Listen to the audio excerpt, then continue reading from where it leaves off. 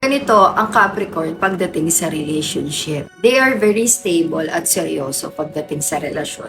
Hindi sila mahilig maglaro-laro kapag nag-commit sila long-term talaga at saka iniisip nila muna yung magiging future nyo bago sila pumasok sa isang relationship.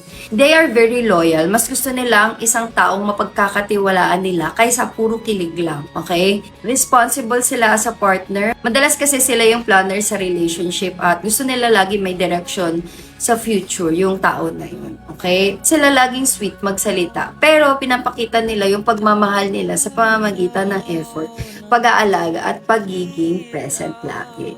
Mabagal sila ma-in love, hindi sila yung basta-basta nagbubukas ng puso or nagbababa ng walls sa tao. Kailangan muna mabuo yung tiwala bago sila mag-open up, okay? Mataas ang standard ng isang Capricorn, guys. Hindi dahil mapili sila sa itsura, pero dahil gusto nila ng partner na matured kasi may goal sila at saka may respeto sila sa sarili nila. Okay? They are very protective as a partner. Kapag mahal ka nila, gagawin nila lahat para maging secure at maayos yung relationship nyo. Minsan nga, emotionally reserved pa sila. Hindi sila palaging expressive, kaya maaaring maging magmukha silang cold. Pero hindi ibig sabihin na wala silang nararamdaman, okay? Gusto nila ng loyal at saka honest, matured at saka responsible, may sariling pangarap and ambition, marunong remespeto sa boundaries nila. Of course, consistency is the key, hindi nagbibigay ng mixed signal. Ang turn-offs ng isang Capricorn is immature at pabago-bago ng isip, sinungaling o hindi transparent.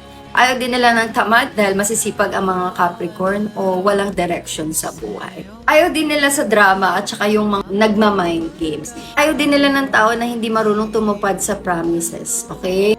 Tandaan na ang sun sign ay maliit na bahagi lang siya ng astrology. Mas makikita ang relationship style sa buong chart nyo, guys.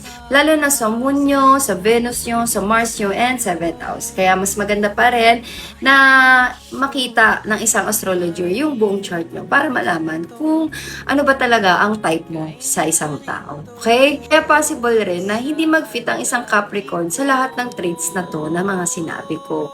Kasi pwedeng iba yung placement niya pagdating sa kanyang moon or Venus or Mercury o kaya sa 7th house niya. Okay?